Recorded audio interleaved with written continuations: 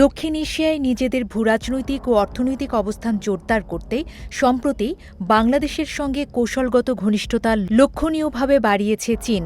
বঙ্গোপসাগরের কৌশলগত ভৌগোলিক অবস্থান, অবকাঠামোগত উন্নয়নের চাহিদা এবং আঞ্চলিক বাণিজ্যের কেন্দ্রবিন্দু হিসেবে বাংলাদেশের গুরুত্বই বেইজিংকে নতুন করে আগ্রহী করে তুলছে। বিশেষ করে ভারতের প্রভাব বলয়কে টেক্কা দিয়ে বঙ্গোপসাগরের অঞ্চলে নিজেদের আধিপত্য ও বেল্ট অ্যান্ড রোড ইনিশিয়েটিভের সরবরাহ পথ সুরক্ষিত করাই চীনের এই ঘনিষ্ঠতার মূল কারণ। মংলা বন্দর উন্নয়ন প্রকল্পে চীনের অংশগ্রহণের পর এবার দক্ষিণাঞ্চলে চীনের সহায়তায় খান জাহান আলী বিমানবন্দর নির্মাণের সম্ভাবনাও জোরালো হয়েছে।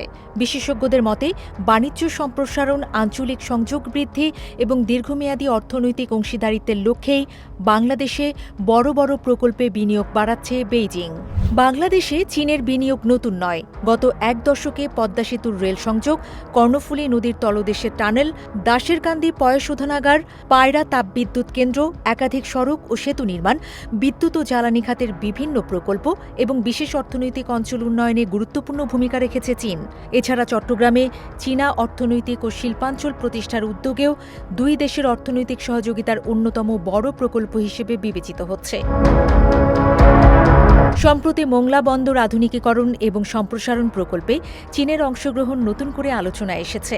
এই প্রকল্পের আওতায় বন্দরের অবকাঠামো উন্নয়ন, জেটি ও কন্টেইনার হ্যান্ডলিং সক্ষমতা বৃদ্ধি, আধুনিক যন্ত্রপাতি স্থাপন এবং নৌপথের কার্যকারিতা বাড়ানোর পরিকল্পনা রয়েছে।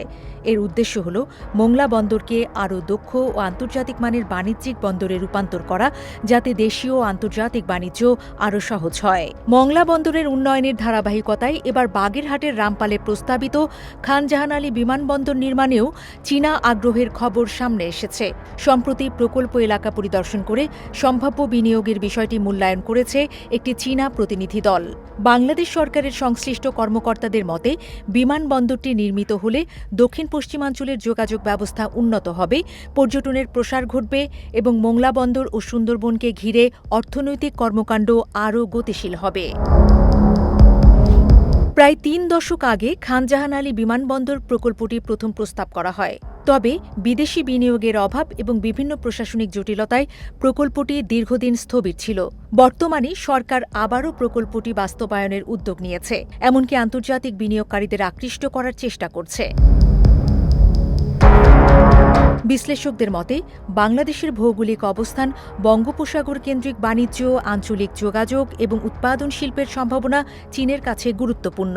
একই সঙ্গে চীনের বৈশ্বিক বেল্ট অ্যান্ড রোড ইনিশিয়েটিভের আওতায় দক্ষিণ এশিয়ায় সংযোগ ও অবকাঠামো উন্নয়নের কৌশলের সঙ্গেও এসব বিনিয়োগের সম্পর্ক রয়েছে। তবে বিশেষজ্ঞরা মনে করেন বড় ধরনের বিদেশি বিনিয়োগ গ্রহণের ক্ষেত্রে অর্থনৈতিক লাভ, ঋণের শর্ত, স্বচ্ছতা এবং জাতীয় স্বার্থের বিষয়গুলোর সমান গুরুত্ব দিয়ে বিবেচনা করা উচিত, যাতে এসব প্রকল্প দীর্ঘমেয়াদে বাংলাদেশের টেকসই উন্নয়নে ইতিবাচক ভূমিকা রাখতে পারে।